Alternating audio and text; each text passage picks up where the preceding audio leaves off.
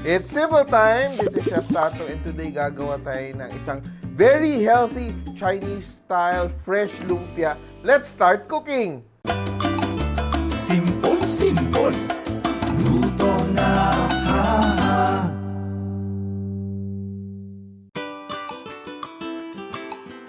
This recipe is part of the Simple Cookbook series where we try to make cooking as simple as ABC. Itong recipe natin ngayon nga medyo maraming prep, kailangan ihanda mo agad lahat ng ingredients mo. But after you've done all your prep, sobrang bilis lang niyang gawin. Kaya eto na siya. Sisimulan natin yung ating filling. So I will just saute my garlic first.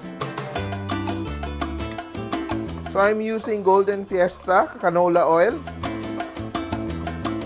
Saute my onions. Yan, saute natin. I'll add my carrots. And we just dump everything in halos. Very easy to do. Yung tofu natin. Baguio beans. Yan, cut into small pieces. Cut diagonally. Usually, ito siya. Medyo, may pagka-overcook siya gawin. Hindi siya yung medyo crisp-crisp. Ito siya, it's really cooked down until it's tender. But I will season my vegetables with salt and pepper. Very simple, salt and pepper lang yung gamit natin. And we let it cook down. So, we just allow it to, cook for a few minutes until everything is wilted and tender. So, kahit sobrang simple lang ng ating seasoning dito, the mix of vegetables will, add so many different flavors. And I will add my toge, bean sprouts. Mix it all together. And I will just cover my pan and let it cook. Gagawin na natin yung ating sauce. So, how do we do our sauce? Our sauce is very simple.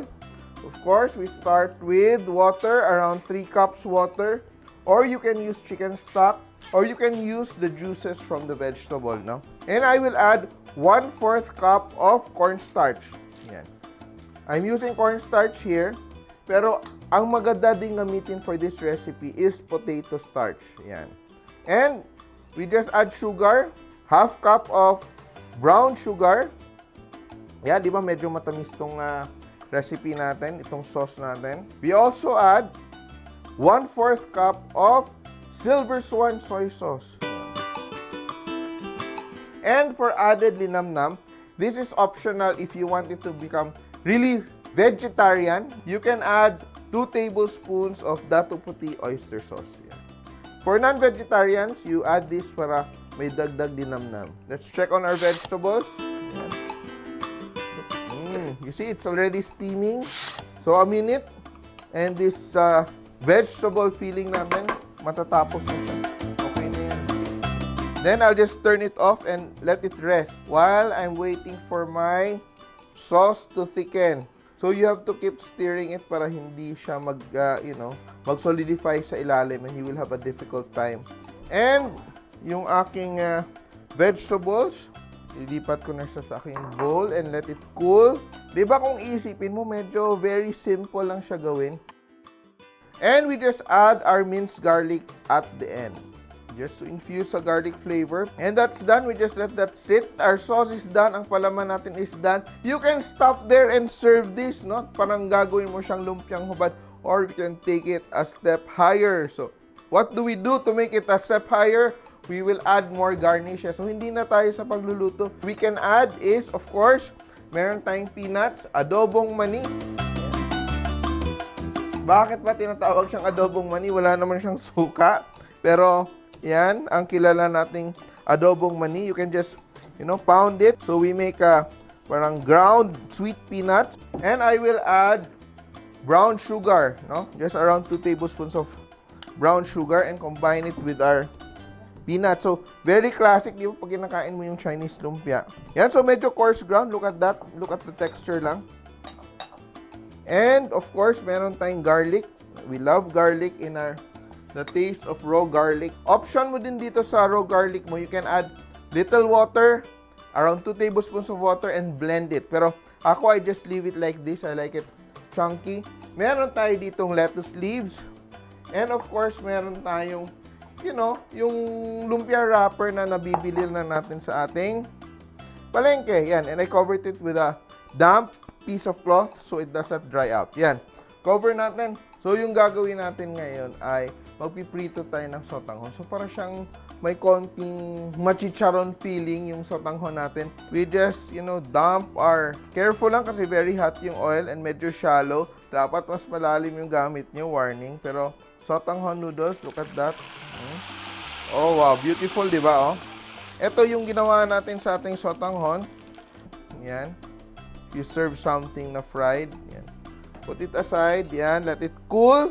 I'm done with my sotanghon. I will just crush my seaweed. Ito, gamit ko dito. Nori lang to na prinito ko. Yan. Just pound it like that. And I will add it here to my sotanghon. Yan. Kaya na ng kamay ko yung init niya. So, just break it up. Ganyan. Nori. Simple lang, di ba? We're ready! Yan. So, simulan natin pag-wrap. Ganyan, sinabi ko kanina, yung ating lumpiang hubad. But we can also assemble it this way. Yan. Lalagyan natin ng dahon. Then, we get a little bit of, raw garlic. Then, kuha tayo ng ating palaman, ating sauteed vegetables. Sarap ito. Our fried sotanghon. For crunch. And our peanuts, our sweet peanuts. Be sure to secure it properly. Medyo mataba. Yun ang masarap. It's all gulay. You don't have to worry.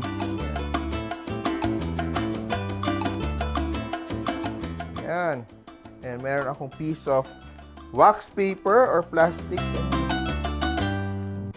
Okay, so meron tayong isa. So again, we start off with our lettuce. Pwede mo din lagyan ng wansoy.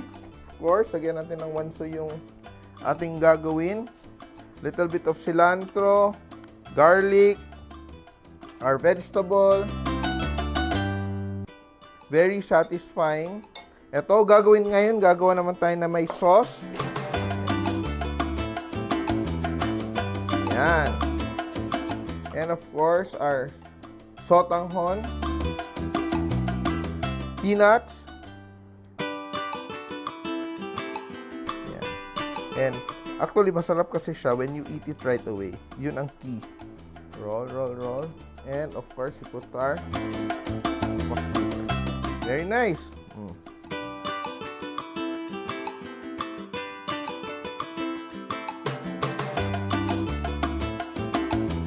Here it is, our version of Chinese-style fresh lumpia.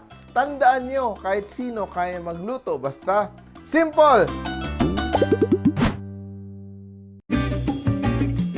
Mga ka-simple, remember, loving is sharing. Kaya share this video and like nyo na rin. Kain muna ako. Bye!